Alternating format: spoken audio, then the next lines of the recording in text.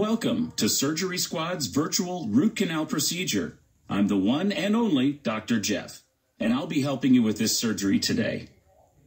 A root canal is an endodontic dental procedure that's used to repair and save a decayed or infected tooth. During a root canal, your dentist or endodontist will remove the pulp tissue within the tooth. Once everything is removed, they'll clean out any contaminants inside the tooth and seal it to prevent any further infection. Our patient today is having a root canal performed on their lower right second premolar. A dental professional may refer to this tooth as tooth 29. Before we begin, would you like to review some of the common myths and misconceptions surrounding root canal treatment? No problem. Let's move on. In an effort to make our patient as comfortable as possible, we need to inject a local anesthetic into their gum line. But first, apply a topical numbing gel to the injection site. This will help. Next, we can inject the local anesthetic. After the local anesthetic has taken effect, the area should become numb for a few hours. Use the syringe to inject the local anesthetic into the patient's gums. Just below the tooth we'll be performing a root canal treatment on. Let's give our patient a few minutes to relax and for their mouth to become completely numb. 5 minutes later.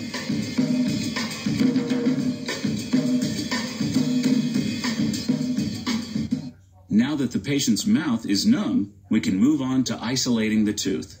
Since our patient's saliva contains contaminants that we don't want getting into the tooth, isolation is a critical step during root canal treatment. To isolate the tooth, we need to punch a small hole into the rubber dental dam and place it over the tooth. Once the rubber dam is in place, put on a tooth clamp to keep it from moving. Next, we'll need to dry out the tooth as much as possible using our air-water syringe. So far, so good. Now that the tooth has been isolated, we can create our access cavity in the tooth using our drill.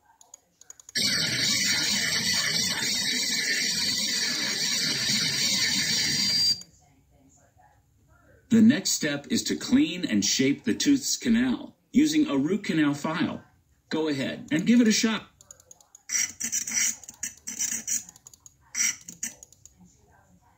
At this point, the dentist would measure the depth of the canal using a combination of x-rays and specialized equipment. If a dentist fails to measure properly, it could mean that the tooth would be at risk for reinfection. Now we need to clean the canal of the tooth using sodium hypochlorite, commonly known as bleach. We'll let the bleach sit in our patient's tooth for about 5 minutes to make sure that all the bacteria and tissue inside the tooth has been dissolved. Great! Now use the suction to remove the bleach from the patient's tooth. Next, we'll need to fill the tooth using a rubber compound known as gutta percha. Gutta percha is often preformed as tiny, thin cones that we'll insert into the clean canal of the tooth. I've already added some sealant to the gutta percha cone. Let's see what you... Looking good. A heated instrument is now used to remove the excess gutta percha. Pack the gutta percha into the tooth canal using a plugger.